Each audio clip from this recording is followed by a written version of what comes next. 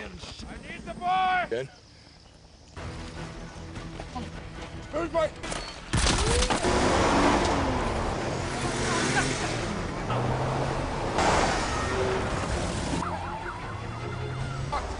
The sergeant! Right after the bridge. Up.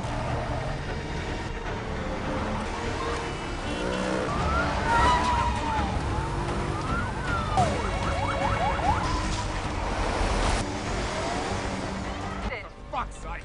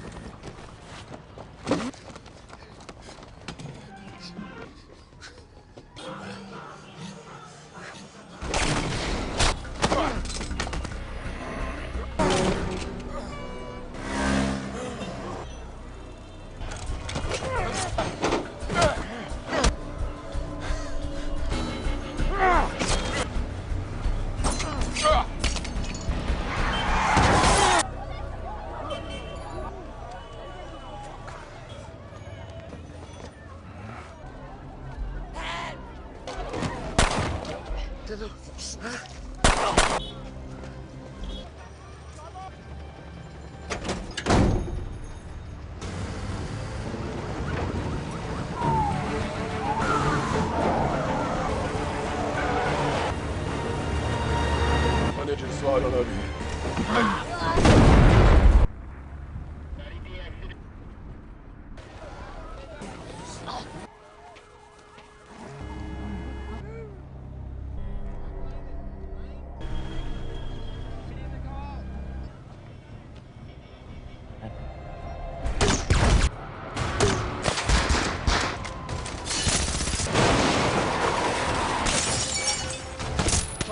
Chalo.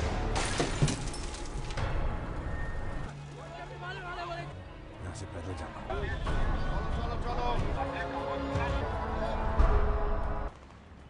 কিন্তু আমাদের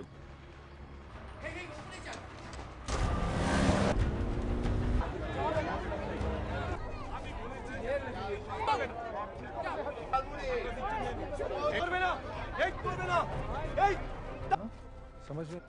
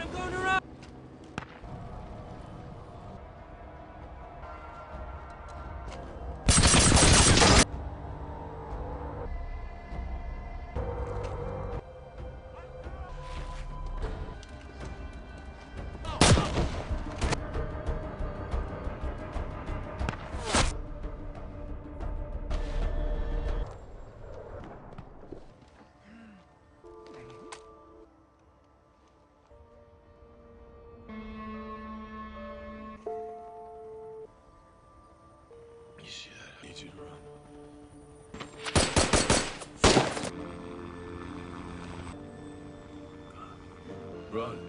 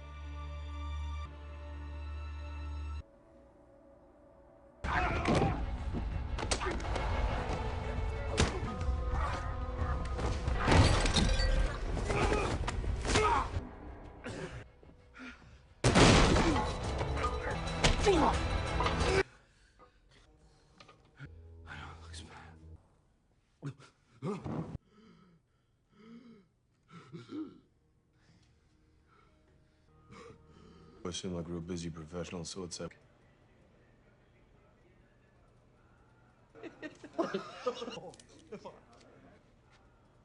Enough talk.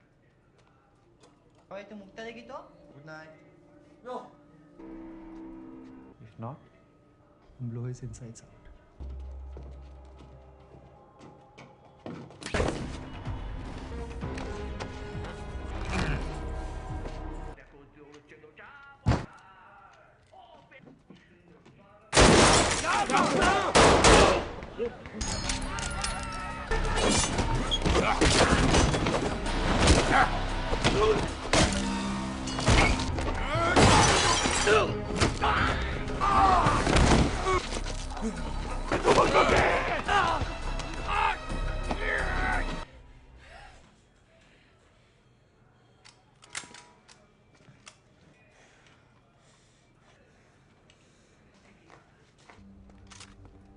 No.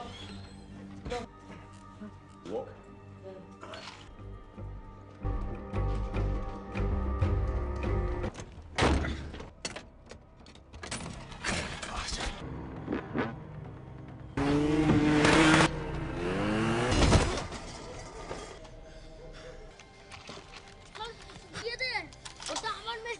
Fuck.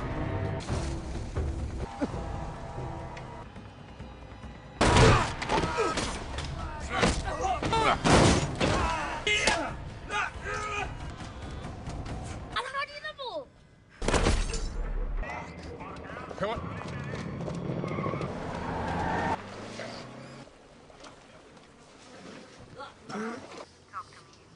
Rid of the kid.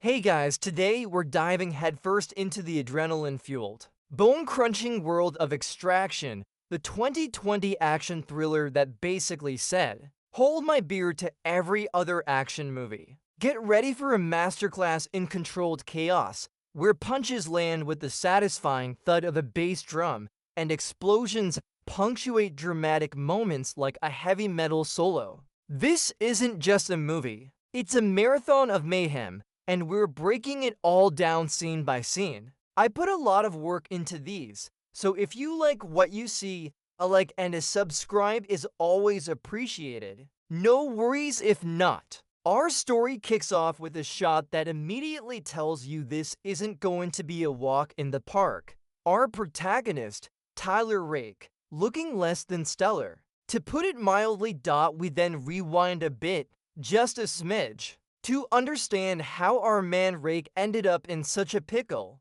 We meet Ovi Mahajan Jr., a kid who really just wants to hang out with his buddies, but unfortunately, his dad is a notorious Indian drug lord. And as everyone knows, having a notorious drug lord for a dad means your life is basically a walking, talking kidnapping target. And just like clockwork, a rival Bangladeshi kingpin, Amir Asif, sends his goons to snatch Ovi right off the street. The sequence is quick, brutal, and serves as a stark reminder that in this world, innocence is just a brief, expensive luxury. Enter Sayu, Ovi Sr.'s main man, who's basically juggling a hot potato that happens to be a kidnapped child. He makes a desperate plea to Nick Khan, a mercenary who apparently has a Rolodex full of guys who specialize in impossible missions. Nick's team, including our brooding hero Tyler Rake, takes on the job. The stakes are instantly sky high. Get Ovi out of Dhaka, a city that's essentially a concrete jungle ruled by criminals, where open season isn't just a metaphor, it's the daily weather report. Rake gets the call, and you can practically hear the "here we go again" sigh through the phone. Rake, being the subtle type, parachutes into Dhaka like a human meteorite. Because why use a plane when you can descend from the heavens with style? He links up with his ground contact, who's got the intel on Ovi's location, which, surprise, is in a heavily fortified compound. The briefing reveals that Amir Asif, our new favorite bad guy, has turned Dhaka into his personal playground, making any extraction an almost suicidal endeavor. Rake, however, seems to have suicidal endeavor written on his job description. He just stares ahead, absorbing the information like a sponge soaking up bad news, preparing for the storm he knows is coming. Now for the fun part, infiltration. Rake moves through Asif's compound like a ghost who really hates security guards. He dispatches them with a quiet, lethal efficiency that would make Jason Bourne nod approvingly. Each takedown is a swift, precise movement, a symphony of muffled thuds and snapped necks. You can almost feel the tension in the air as he navigates the labyrinthine corridors, a one-man army carving a path through the enemy's stronghold. The clicks of his gear, the whisper of his movements, it all screams professional who's done this a million times and is still very, very good at it. Single quotes. He finally finds Ovi, who's huddled in a corner, looking like he's just seen a ghost, or perhaps a particularly aggressive tax auditor. Rake, with all the bedside manner of a brick, snatches Ovi, and the great escape officially begins. Of course, escape in this movie means triggering every alarm and engaging in a city-wide chase scene. The moment Rake grabs Ovi, the compound explodes into a cacophony of gunfire and shouting. Our hero has officially announced his presence, and Asif's men are not pleased guests. Just when you think they're in the clear, because no action movie would ever let that happen, they get ambushed on a bridge. But here's the kicker. It's Sayu, Ovi Sr.'s loyal right-hand man. Turns out, Sayu's got his own agenda, which involves snatching Ovi back for his boss without paying Nick Khan's substantial fee. It's a classic case of saving money by endangering everyone's lives, which is, admittedly, a bold financial strategy. Rake and Sayu throw down a brutal, close-quarters brawl on a busy bridge, with Ovi caught in the middle. The metallic clang of their struggle echoes, a stark contrast to the innocent cries of a kid who just wants to go home. Talk about a plot twist that hits harder than Rake's fist. Before Rake and Sayu can finish their impromptu dance-off, Asif's goons show up, adding more bullets to an already bullet-filled situation. The entire city of Dhaka suddenly goes into full lockdown, effectively sealing Rake and Ovi and Sayu inside a very large, very dangerous cage. Every exit is blocked, every alley patrolled. It's like a really aggressive scavenger hunt where the prize is not dying. Rake and Sayu, now sharing the dubious distinction of being targets, realize they have to temporarily team up, because nothing says awkward alliance like trying not to get shot by the same bad guys you were just fighting. And here we go. Folks, the moment every action movie fan has been waiting for, the legendary one-shot sequence. Or at least the start of it. Rake, Ovi, and Sayu are crammed into a car, tearing through the perpetually gridlocked, always lively streets of Dhaka. Bullets whiz past like angry bees, glass shatters, and the car takes more hits than a punching bag in a gym full of MMA fighters. The soundscape is a chaotic symphony of screeching tires, revving engines, and the staccato rhythm of automatic gunfire. It's Relentless, a masterclass in vehicular mayhem, making you wonder how many stunt coordinators needed therapy after this.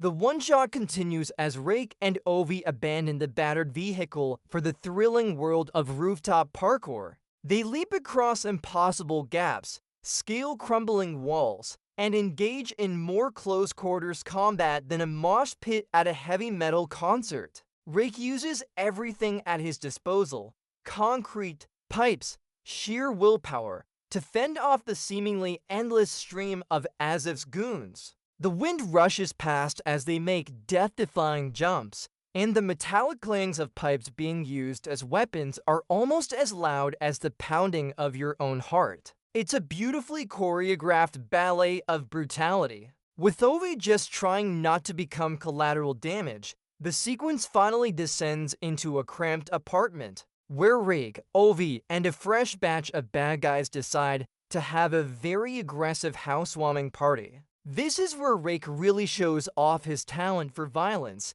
an intense, visceral knife fight that makes you wince with every slash and parry. The sounds are sickeningly real: the grunt of exertion, the scrape of metal on metal, the wet thud of a body hitting the floor. It's not pretty, it's not clean, but it's undeniably effective. Ovi, bless his heart, watches the whole thing unfold, probably wondering if he'll ever sleep peacefully again. This guy's going to need so much therapy, having thoroughly redecorated that apartment with a bit of blood and a lot of shattered furniture. Rake and Ovi make their grand exit into the grimy, claustrophobic sewers of Dhaka, because when you're on the run, what's better than a cool, refreshing dip in a subterranean river of, well, let's not think too hard about it. The echoing drips and the splash of their footsteps create a tense, suffocating atmosphere. It's a temporary reprieve,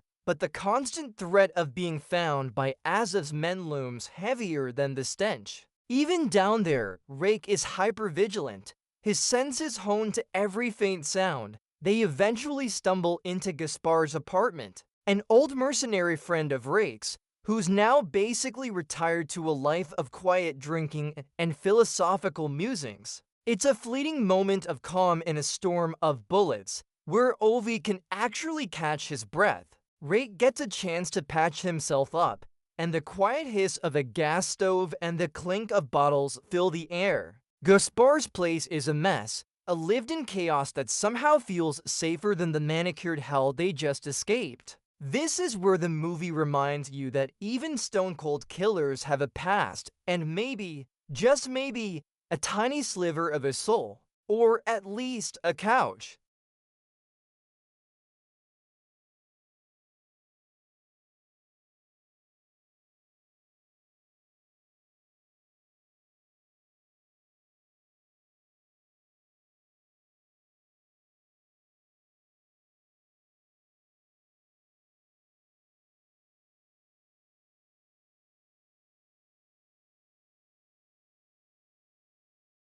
This temporary sanctuary provides a moment for Rake to actually talk to Ovi, which is about as rare as a quiet moment in this movie. He reveals his tragic backstory. His young son died of lymphoma, and Rake, in a fit of grief, abandoned his family. It's a heavy, gut-wrenching moment, punctuated by the soft sounds of a city sleeping, a stark contrast to the violence that defines Rake's life. This confession gives context to his reckless death-wish tendencies and explains why he's so fiercely protective of Ovi.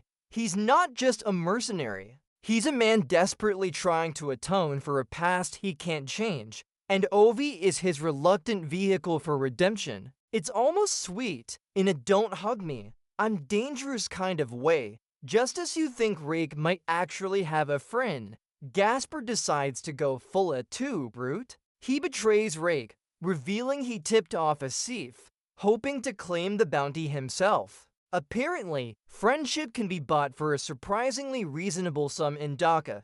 A sudden, chaotic shootout erupts in the apartment, turning their brief haven into another bullet-riddled death trap. The crash of furniture, the bark of gunfire, the desperate scramble for cover, it all happens in a dizzying blur. Rake is forced to kill his former friend, a choice that visibly pains him, but duty calls. And so do a dozen armed thugs outside. It's a harsh reminder that in this game, trust is a luxury few can afford. With Gasper dealt with in the most permanent way possible, Rake and Ovi are once again on the run. They escape Gaspar's apartment by doing what any sensible person would do, jumping out a window. It's less a jump and more a controlled fall, punctuated by the metallic ping of bullets hitting the wall behind them. They find themselves back on the rooftops, scrambling over the urban landscape as Azov's forces close in from every direction. The sounds of distant sirens mix with the closer, more immediate threat of gunfire, creating an unbearable symphony of pursuit. It's a fresh hell, but at least it's a different hell than the last one, right? Back at the command center, Nick Khan, Rake's handler, sees their mission spiraling. She decides to go full operation, save Tyler, and starts coordinating a counteroffensive. Suddenly, Sayu, remember him? He reappears, creating a diversion by engaging Azov's men, confirming his decision to actually help. This is where he fully commits to the redeemed bad guy trope, which, let's be honest, is always a fan favorite. The distant sounds of Sayu's firefight give Rake a crucial window, a brief moment of breathing room in a city determined to make them hold their breath forever. Teamwork makes the dream work, even when that dream involves explosions. Rake and Sayu finally link up, and it's less a warm reunion and more a let's just get this kid out alive kind of handshake. They hatch a daring plan to escape across the main bridge, coordinating with Nick Khan, who's still playing chess while everyone else is playing dodgeball with bullets. The low hum of their hushed conversation contrasts with the constant drone of the city, and you can practically hear the gears turning as they anticipate Azov's every move. It's a plan filled with ifs and maybes, but at this point, maybe we survive is a pretty good option. The bridge, which earlier was a scene of betrayal, is now their only hope for freedom. Alright, buckle up buttercups, it's bridge time. Rake, Ovi, and Sayu's convoy rolls towards the heavily fortified bridge, which is now looking less like an escape route and more like a carefully designed death trap. The initial burst of gunfire erupts, signaling the grand finale of this Dhaka dance-off. The screech of tires on asphalt, the frantic shouts, the immediate crash of explosions, it's a sensory overload. Rake is a man transformed, a silent, deadly force focused solely on getting Ovi across. Every bullet fired, every grenade thrown, is amplified, filling the air with a deafening symphony of destruction. And just like that, the fate of our heroes is thrown into utter chaos. In a moment of pure, glorious, and utterly heartbreaking redemption, Sayu charges headfirst into enemy fire, drawing all the attention to himself. He's basically a human shield with a machine gun, yelling "come at me, bro," to an entire army. The crack of his rifle, the answering hail of bullets, it's a cacophony of sacrifice. He goes down a hero in his final moments, ensuring Rake and Ovi have a fighting chance. It's a gut punch, but a necessary one to propel our heroes forward. His sacrifice echoes, a testament to his ultimate loyalty, a man who found his honor in the face of certain death. Someone get that man a posthumous medal, preferably with a very cool explosion on it.